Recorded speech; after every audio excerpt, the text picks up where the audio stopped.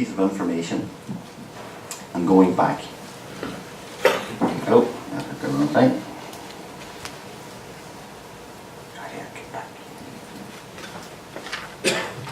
That's it.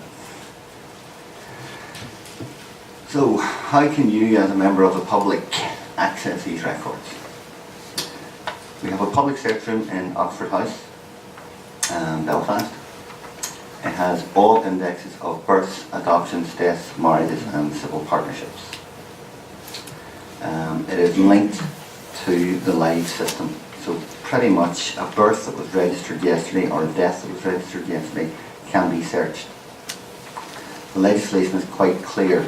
Any person may search the indexes that we hold. That's in the legislation. It's in the births and deaths and marriage and civil partnership legislation. Anyone is allowed to search those indexes. Now, you can't just come in and say, I want everybody called Smith. You have to have some information, which is where the search criteria comes in. You have to have a name and a date. As I said, don't be using John Smith. Unless you, I hope there's nobody here called John Smith. Should have thought about that before I said that.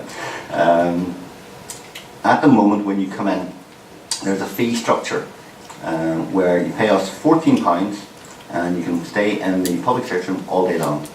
And you can search the indexes all day long on the payment of that £14.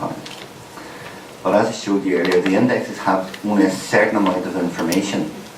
So if you want to go from looking at the index to seeing the image, that's actually called verification, and we will charge you for that. Included in the £14 that you already pay to get into the public search room, we include 2 free verifications. So 2 images, you can go up to the counter and you can actually see the 2 images.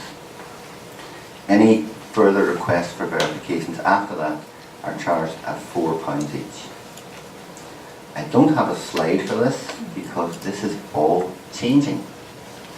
And again, when I talk to you about the new online facility, I'll tell you what the new fees are as well for that. So that's the current system. That's anybody who's been to the public search room will know that that's how it works.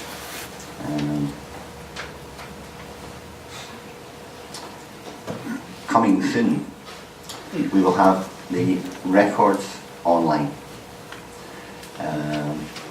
We had to go to the Assembly to have a piece of legislation written in order to do this, and what was decided was we were going to follow very similar to Scotland's people.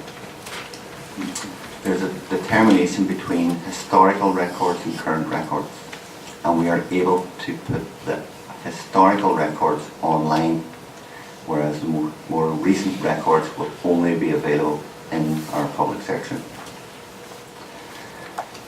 We will have all the indexes of the historical records, and they have been decided as births over 100 years, deaths over 50 years. That should say marriages over 75 years. Apologies for the typo. Marriages are over 75 years. We will have enhanced indexes, and we will have the digitized images of the registrations. Now earlier on I showed you the index and I showed you the digitized image. I didn't show you the enhanced index because it's not available yet, but I can tell you what will be included in it. Basic index search.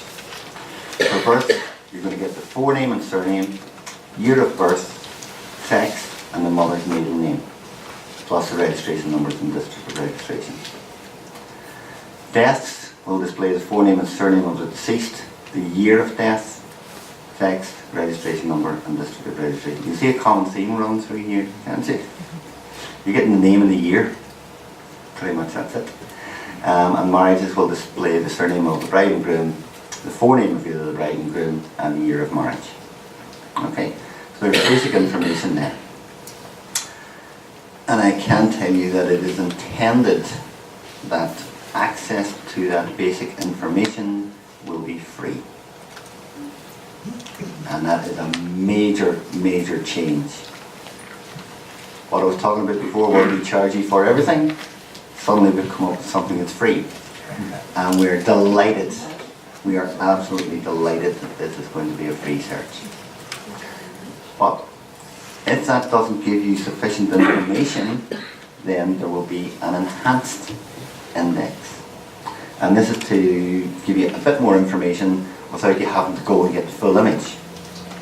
And it will be cheaper than getting the full image. So, the enhanced index will display all the basic index information from the first page, but it will also give you the actual date of the event. So you'll get the date of birth, the date of death, or the date of marriage. You get the father's name and surname, and you get the mother's forename and surname for birth. In the deaths, you'll get the date of death, and you'll either get the date of birth or the age at death, depending on what was registered at the time. Registration has changed throughout the years. Quite a number of the early death registrations simply had the age at death. And if you remember, I showed you the slide of the two Florence Lewises. You had the age at death, you had age 7 and age 46. The more recent ones have the actual date of birth of the person rather than the age, and a lot more information on the marriages. There will be a charge. Good old GRO charter money. 1 credit. 1 credit will cost 40 pence. So you're going to get 40 pence. Sorry, it is proposed that 1 credit will cost 40 pence. These are subject to approval by the Assembly. But we reckon that that's going to go ahead. That's our proposal anyway. Because we're part of the civil service, we do not make money. We're not in this to make a profit. The fees that I am telling you about, the 40p for the credits, are based on the cost of the provision of the service. We will not make any money out of this. If it costs us 40p to provide the enhanced index, that's what we charge you. If it costs us 60p to provide it, that's what we charge. So at the moment we've worked out the costs, 40 pence per credit. And the enhanced, sorry, I just want to get back to a wee second there. After the enhanced index search, again, if you wish to see the full registration details and the full image, there'll be a charge of that, but I think that's about 5 credits. So that's going to work out at about £2. Okay. If you consider that purchasing a certificate costs £15, it's not bad. Again, this is something we're really, really happy with. So the online facility, both in the public search room and if you're sitting at home, you will be logging on to a website. Again, we're part of the civil service, so everything goes through NI Direct, which is the government citizen facing portal provided by the civil service. You will go on and create, I've done this, they give me a little sample, I was playing with it all day yesterday, it's brilliant.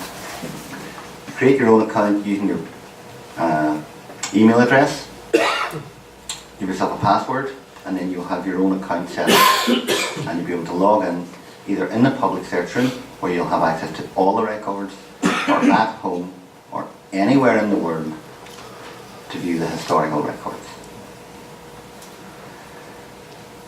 The credits, as I said, half-year fees for credits not yet available, subject to approval. I'm not going to put that in writing anywhere until the Minister signs off and says, yes, these are the actual fees. But that is, the fees that I've told you are the ones that are being proposed at the moment. And that's me.